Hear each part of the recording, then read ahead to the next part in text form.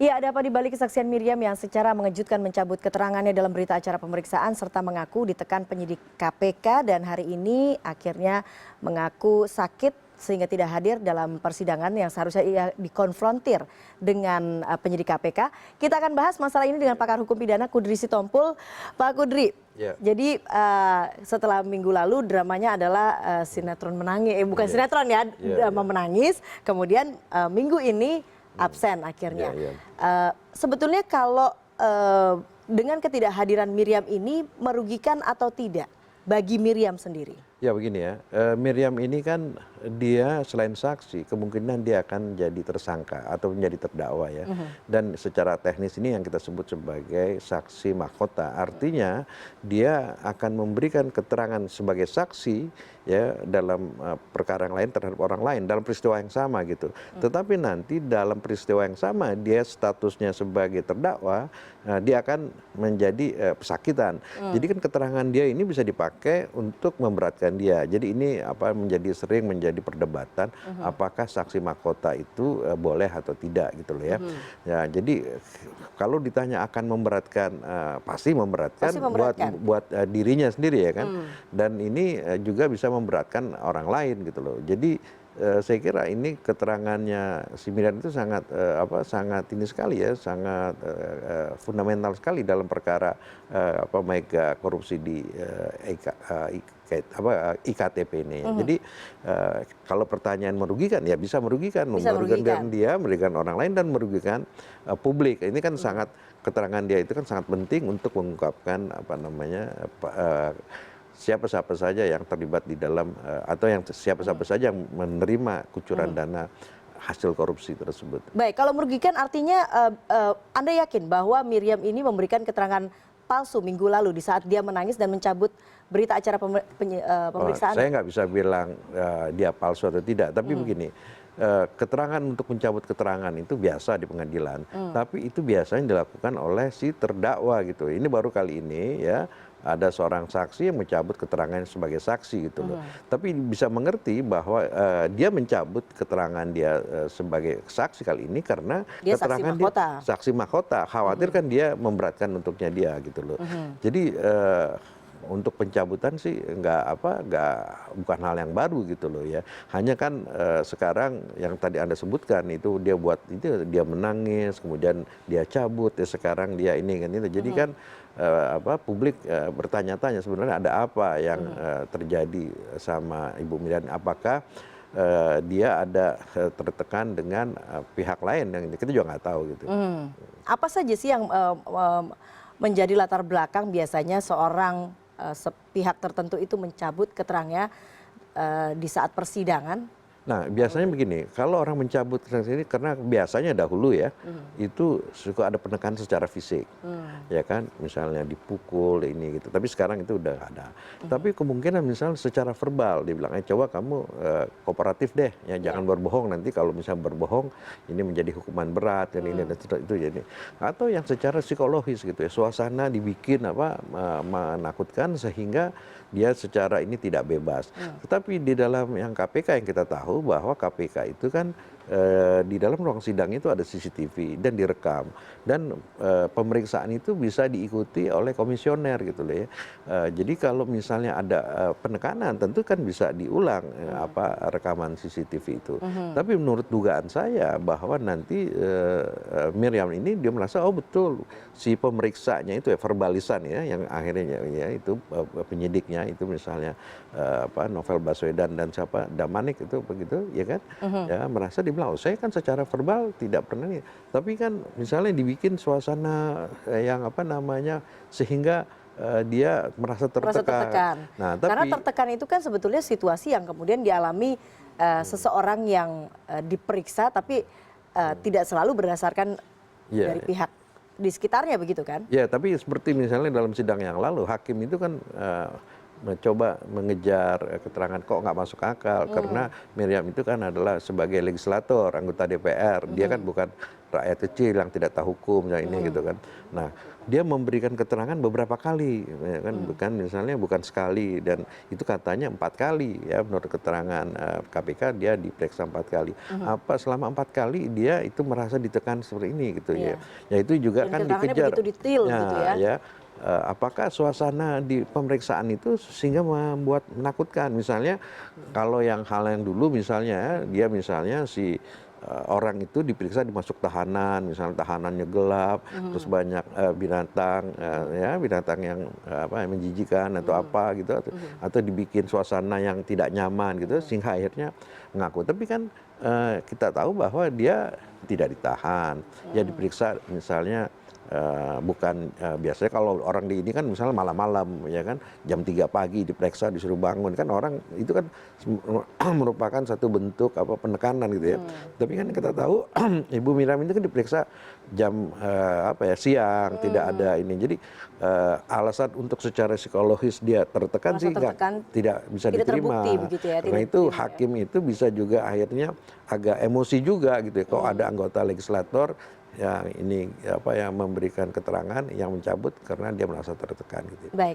Dan seharusnya kalau kemudian Miriam hadir hari ini di persidangan dan ditemukan langsung, konfrontir langsung dengan penyidik KPK, kita akan bisa melihat apakah ini sebetulnya siapa yang akhirnya berbohong di sini begitu ya Pak Hudri ya. Tapi kita akan lanjutkan setelah kumandang azan maghrib, kita akan lanjutkan sesaat lagi. Tetap bersama kami.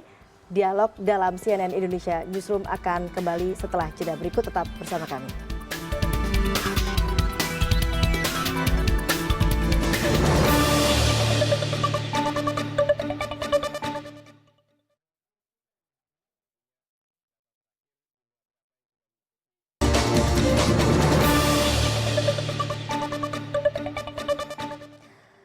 Komisi Pemberantasan Korupsi buka suara atas ketidakhadiran politisi Hanura Miriam S. Haryani yang berujung pada penangguhan sidang keempat kasus dugaan korupsi mega proyek KTP elektronik di Pengadilan Tindak Pidana Korupsi Jakarta. Ditemui di kantornya Senin siang, Wakil Ketua KPK Bidang Penindakan Basaria Panjaitan menanggapi ketidakhadiran Miriam S. Haryani dalam sidang dengan agenda pemeriksaan terhadap Miriam beserta 3 penyidik KPK yang disebut melakukan penekanan dalam proses penyidikan di Komisi Anti Rasuah. Berdasarkan klaim tindak intimidasi oleh KPK ini, maka pada sidang pekan lalu, Miriam mencabut seluruh keterangannya dalam berita acara pemeriksaan atau BAP. Basaria dengan tegas membantah telah melakukan penekanan terhadap saksi. Mantan staf ahli Kapolri bidang sosial dan politik ini bahkan berani menunjukkan bukti rekaman dalam proses penyidikan jika pengadilan membutuhkannya. Yang ingin kita katakan adalah penyidik KPK tidak pernah melakukan penekanan terhadap saksi di dalam penanganan kasus. Semua penanganan itu ada rekamannya dan kita miliki dan kita simpan sampai dengan saat ini. Artinya siap dibuktikan Bu dengan rekaman. Kalau memang itu dibutuhkan kita akan munculkan. Ya, kembali kami lanjutkan dialog bersama pakar hukum pidana Kudri Sitompul. Pak Kudri, sampai kemudian ketidakhadiran Miriam ini sampai kemudian mengganggu jalannya agenda sidang, sidang akhir ditangguhkan untuk kemudian dilanjutkan pekan depan dengan agenda yang sama sebetulnya. Mau tidak mau Miriam pun harus berhadapan dengan penyidik KPK. Kira-kira kita akan melihat apa ini dalam sidang selanjutnya? Ya, saya kira kan mestinya persidangan itu akan terjadi hari ini, itu akan nanti kan penyidik itu atau verbalisan pemeriksa BAP-nya itu ya akan memberikan keterangan itu ya, dibilang loh di mana saya menekan ibu gitu kan, ini kan kita bisa lihat di CCTV di mana apakah saya menyiksa atau ada kata-kata verbal ya secara lisan yang mengancam, itu kan tidak ada dibilang. Nah pasti kurang lebih akan itu yang disampaikan. Saya nggak membayangkan apa jawabannya Miriam terhadap kalau misal ada yang kemungkinan yang saya katakan seperti saya katakan tadi, Miriam itu akan bilang oh secara psikologis karena saya khawatir di ini. Ya saya kira itu kan bukan intimidasi, atau saya katakan kecuali misalnya diperiksa jam 3 malam ya dia ditempatkan, kalau dia ditahan ditempatkan di tempat yang menakutkan atau apa gitu kan, ini kan dia tidak ditahan ya kan, diperiksa siang dan itu. Jadi suasana yang menekan secara psikologis yang membuat dia tidak nyaman atau dia tidak bebas memberikan keterangan kan tidak ada gitu loh. Jadi tidak terbukti ya. Artinya kesaksian seorang Miriam yang mengatakan dia diintimidasi pun harus dilengkapi dengan bukti-bukti dan fakta-fakta sehingga bisa diterima oleh majelis hakim. Iya, nggak bisa. Kalau misalnya orang disiksa kan bilang, Pak ini ada bekas, ini lukanya saya disiksa di sini, ada misalnya ini gitu ya. Dan bahkan sebetulnya KPK kan memiliki rekaman saat melakukan penyidikan. Tapi konfrontir itu apakah masih perlu, Pak Kudri? Oh iya masih. Padahal kan rekaman ada begitu. Nah nanti saya kira nanti penyidik KPK akan membuat rekaman, bilang ini Pak ini rekaman CCTV-nya lihat saja gitu. Nah nanti kan hakim akan tanya, coba Ibu Miriam saksi ini di mana saudara merasa ditekan, di mana kata-kata pemeriksa itu mana yang saudara katakan itu menekan. Saya kira kan akan memojokkan sendiri Ibu Miriam sendiri, dia kan sulit ya. Yang dugaan saya nanti Ibu Miriam bilang karena saya secara psikologis ditekan gitu. Secara psikologis ya nggak ada sih kira. Orang kan wajar memang dipanggil ke ruang pemeriksaan ya yang memang nggak bisa dihadiri oleh siapa-siapa. Ini memang prosedur gitu. Baik. Ya. Dengan langkah kesaksian mencabut BAP kemudian mengaku ditekan, seberapa besar kemudian ini akan mengganggu jalannya persidangan? Apakah dengan mengaku ditekan nanti majelis hakim harus memanggil saksi-saksi psikologis misalnya, psikolog, apakah sampai sejauh itu? Ini, untuk perkaranya Irman dan Sugiharto, alat bukti saksi itu kan salah satunya kan cuman Miriam ini kan masih saksi-saksi lain gitu ya. Saya kira ini nggak mengganggu dan mesti diingat bahwa Ibu Miriam itu kan pernah membuat BAP ya, tanda tangan BAP. Secara hukum BAP itu adalah alat bukti tertulis gitu loh ya. Jadi itu justru dokumen yang kuat ya, surat itu yang dia nggak bisa bantah karena dibuat di depan penyidik ya, aparat energi. Jadi saya kira itu yang kita tahu bahwa itu adalah bukti yang kuat ya, sama dengan juga akte notaris itu ya. Jadi tidak semudah itu dia dia cabut. Oke, dia bisa mencabut keterangan itu karena menurut KUHP itu juga keterangan saksi adalah keterangan yang diberikan saksi di muka persidangan. Oke, itu dia boleh katakan gitu. Tapi yang BAP yang dia tanda tangan itu adalah bukti surat gitu. Nah, kalau bukti surat itu sesuai dengan misalnya dengan saksi yang lain, misalnya dengan saksinya siapa nih Nazarudin yang menyatakan semua anggota Komisi 2 dapat gitu loh. Terus ada saksi yang lain gitu. Terus ada yang saksi bukti yang saya katakan tadi ada tulisan ya merah dapat berapa, kuning berapa, biru dan seterusnya dan ada inisial orang kayak gitu. Ya kan itu yang dibuat itu kan dibilang oh ini kan sesuai gitu. Jadi sesuai dengan keterangan yang ada di dalam BAP itu. Oke, misalnya dia boleh mencabut keterangan dia di BAP dan itu jadi haknya. Tapi kan ada hakim juga itu mempunyai kewenangan juga untuk menilai apakah alasan mencabut itu bisa diterima atau tidak dan apakah bukti-bukti yang lain itu mendukung menjadi alat bukti petunjuk gitu. Alat petunjuk itu kan buktinya adalah dari surat ya, kemudian ada keterangan saksi dan persesuaian yang ada terjadi di muka persidangan gitu. Kalau ternyata di muka persidangan itu misalnya hakim bisa merangkai suatu konstruksi oh benar ceritanya sebenarnya ini ada, itu bisa saja gitu loh. Nah, jadi juga katakanlah misalnya orang jadi yang kesaksian itu bukan satu-satunya alat bukti. Jadi artinya ada alat-alat bukti lain begitu. Tidak menghalang. Jadi ya, kalau misalnya mencabut ya ini terus. Tapi memang biasanya itu kalau misalnya ada keterangan terdakwa atau saksi yang mencabut ya supaya ini tidak tidak terlunta-lunta itu biasanya langsung dipanggil verbalisan, pemeriksaannya dipanggil apa betul gitu ya. Baik, kalau kemudian akhirnya dikonfrontir dan di situ sudah terlihat bahwa memang Miriam melakukan kebohongan. Seberapa besar secara hukum akan merugikan bagi Miriam? Apakah secara pidana begitu dia akan terkena hukuman atau seperti apa? Ya, seperti saya katakan nanti kan dia sebagai dia ketika jadi jadi tersangka itu akan memberatkan.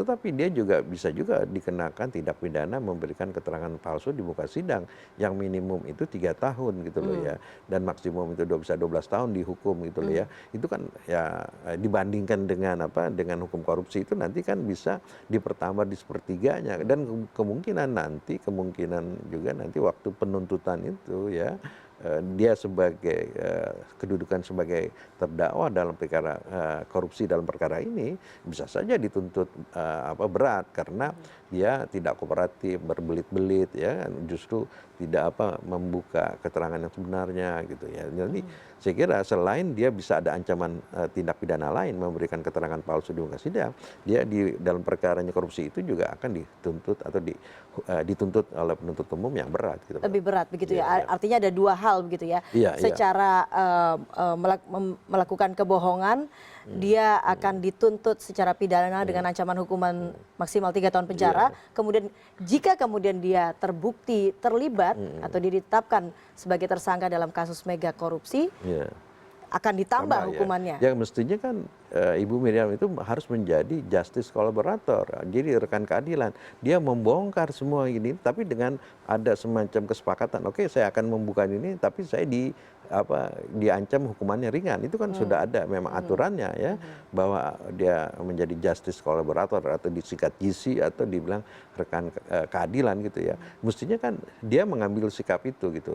Tapi saya nggak tahu apakah karena kan. Tapi apakah mungkin dia mencabut BAP-nya ini adalah salah satu langkah supaya menghindar dari status tersangka ini? Buat dia tidak, ya nggak mungkin, karena kan ada alat bukti lain. Yang mungkin dugaan itu dia pasang badan untuk orang lain kan gitu, ya kan? Ya, oke, dia bilang dengan resiko dia tahu resikonya. Mungkin dikasih tahu bahwa resiko kamu kalau mencabut begini-gini ancamannya nanti dihukum ada tindak pidana memberikan keterangan palsu di muka persidangan, ditambah dengan nanti diancam itu. Dia udah tahu misalnya, tapi dia bilang oke, kita akan jamin kamu misalnya kasih ini kita nggak tahu ya, itu kan kenapa tiba-tiba alasan yang itu dia cabut, yang banyak dugaan orang mungkin dia pasang badan supaya tidak merembat kemana-mana dia sendiri aja, tapi dengan dengan imbalan dia mendapat perlindungan itu atau dia diberikan katakanlah misalnya subsidi ekonomi dan seterusnya gitu ya, yang kita nggak tahu gini. Tapi itu kan kebiasaannya kayak begitu kan. Kalau kejahatan yang terorganisir gitu ya, seperti katakanlah ya yang kita sebut mafia kan begitu, selalu ada cuman orang yang satu dijadi korbankan itu ya, yang lainnya terputus gitu ya. Tapi saya kira agak dalam kasus ini agak sulit karena kan ada alat bukti-bukti yang lain gitu. Baik, tentunya kita akan harapkan untuk persidangan selanjutnya Miriam akan hadir dan kita akan lihat begitu ya babak baru dari kasus mega korupsi KTP elektronik ini. Pak Hudri Sitompul, pakar hukum pidana, terima kasih sudah bergabung di CNN Indonesia Newsroom.